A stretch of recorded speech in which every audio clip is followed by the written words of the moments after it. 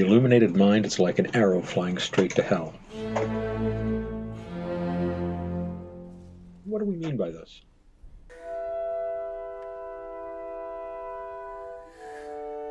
As we become more illuminated, more awakened, as we get basically better control over our own minds, and we understand our own minds, when we're no longer the slaves of our minds, but our minds work for us, we have a much greater ability to not only avoid being manipulated by others, but to manipulate others. When you understand where someone else is coming from and they have no idea where you're coming from, you have a decided advantage over them.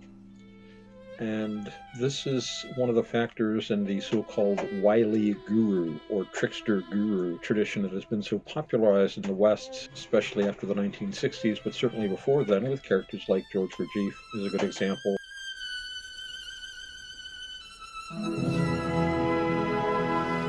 A man who had a great deal more psychological insight and intelligence than most of the people with whom he was involved, and as a result could ride roughshod over them. Basically, the more awake you are, the more powers you have to make samsara skillful, if there is such a thing as skillful samsara. But it really gives you amazing samsara powers. And these are the things that it's so easy to get drawn into. And this is not a new problem.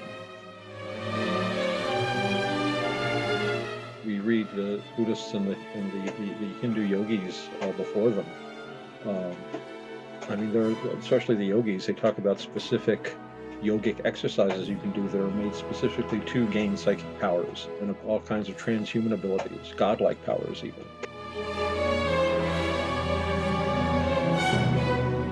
The highest teachers say, no, that this is just a side issue. It's like the story I love to tell, and you've heard it, I'm sure, about the man who meditated really hard every day for years and years and years so that finally he could walk across the river.